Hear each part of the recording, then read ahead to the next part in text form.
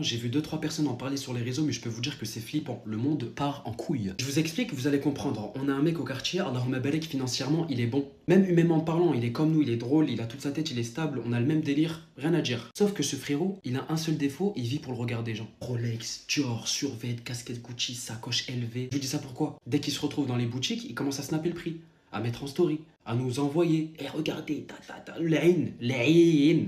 Ça, c'est un truc chez nous, on a du mal. Nous, on lui a dit, l'aïn, ça tue. L'aïn, c'est mauvais. Cache ça pour toi. Écoutez pas, il s'en fout. Ouais, bien vu pour le rappel, c'est un bon, bref, il continue. Maintenant, c'est pas, il vient nous voir, il nous dit, hey les gars, je parle à une meuf en ce moment, c'est trop comment elle veut. C'est la première fois de ma vie, c'est autant facile. Non, on lui dit comment ça? Il dégaine le téléphone, il nous dit, regarde, get, comment elle est, get, c'est trop, c'est trop. Je vais aller la voir ce soir carrément. Fait un? Mais vous vous parlez depuis combien de temps? Il nous fait depuis 30 minutes. Elle m'a ajouté il y a exactement 35 minutes. On lui dit, mais t'es con quoi, tu te poses pas les bonnes questions? Et t'as demandé d'aller la voir où? Bah dans un Airbnb. Ah t'as payé un Airbnb? Non, non, c'est elle qui l'a payé. Je dis, mais frérot, t'es pas perspicace là en fait, tu manques de lucidité. C'est une fille de joie elle. Il nous dit, non, non, voilà, c'est pas une pute, c'est la vie de ma mère frère. Excuse-moi, mais frérot, comment en 30 minutes de conversation, c'est elle qui réserve l'Airbnb, c'est elle qui fait tout, elle te dit, elle te propose un date là-bas. Il me fait, ouais, tranquille, elle a kiffé sur les snaps que je lui ai envoyés. On lui a dit, je lui ai envoyé quoi comme snap encore? Voilà, comme ce qu'il nous a envoyé. LV, casquette Gucci, tout, tac, bref, des snaps de prouveurs. Et non, on lui dit, frérot, un conseil, n'y va pas. Tu vas attraper des maladies sexuellement transmissibles, ça va te faire tout drôle. En fait, c'est un guet-apens. Non, c'est pas un guet-apens, je l'appelle en vidéo tout de suite, tac. Il arrive, l'appel, tac, tac, tac, tac. Elle répond, c'est une vraie meuf, c'est pas un fake, non, c'est une vraie meuf. C'est la meuf qui était sur les snaps du coup. Je dis, bah ok, bah écoute, passe une bonne soirée. Fait, vas-y, on se pète les gars, prenez soin de vous, vas-y. On se pète demain, Inch'Allah. Maintenant, le lendemain, on le retrouve au Comico, il est accusé de V. Et nous, tout de suite, on s'en la couille. C'est impossible qu'il ait fait ça, c'est notre gars, on a grandi avec lui. Tout en prenant en compte la discussion qu'on a eue avec lui hier avant qu'il nous quitte, c'est une couille. C'est un truc, c'est bizarre. On débarque là-bas, ça nous dit, ouais, ton pote, il risque de prendre 10 ans de prison et il doit 20 000 euros à la meuf. Voilà, vous voyez où je veux en venir. Maintenant, de nos têtes, on voit, il y a la meuf. On va la voir. Je dis, ouais, du coup, il s'est passé quoi concrètement? Ah, ferme ta gueule, votre pote, c'est un fils de pute. Elle est en train de trembler, la vie de ma mère, il a niqué ma vie. On lui parle tranquille, on est serein. On est serein, on connaît notre gars, on sait comment il est. Mais là, t'es en train de l'accuser pour rien. C'est toi qui as signé pour ça, c'est toi qui as réservé l'Airbnb.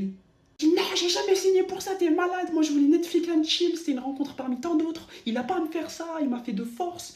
J'ai jamais dit que je voulais. Je dis, ok, sa fiche, elle commence à crier, elle commence à perdre son sang-froid. Ça sert à rien de parler avec elle, on va voir un keuf. Excusez-moi, elle vous a dit quoi concrètement par rapport à ce qui s'est passé? Accusation de viol. Les gars, elle a déposé plainte. En plus, elle a des preuves solides, elle a des bleus partout dans le corps.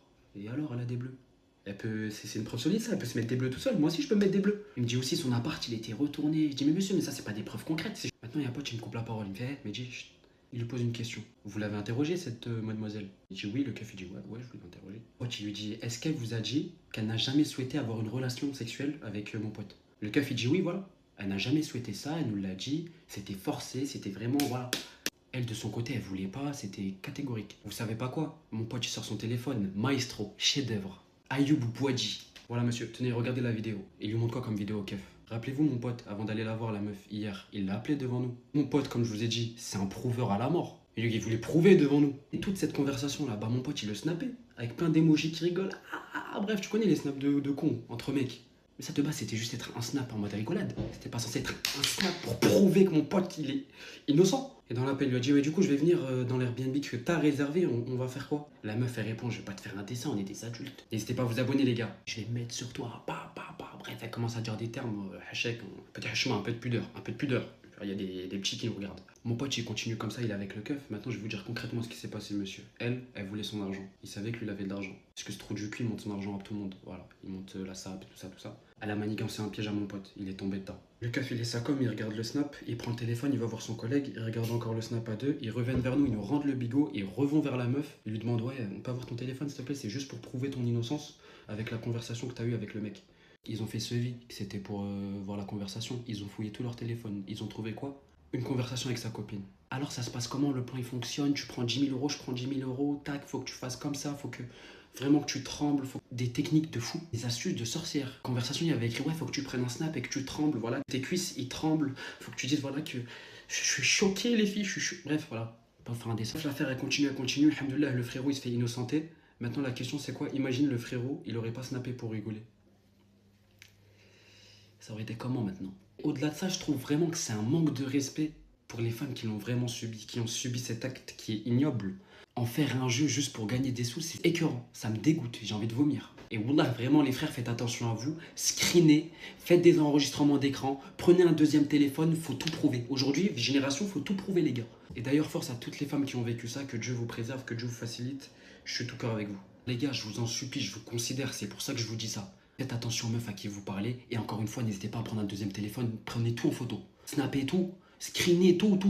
Protégez-vous, les gars, je vous parle sérieusement. T'as des meufs, elles sont prêtes à niquer votre image, à niquer votre réputation, à niquer votre famille. Parce que ça peut niquer ta vie. Tu peux te suicider pour ça. Tu sais, ta famille, ils vont te voir en bizarre après. Bref, ça peut tuer des gens.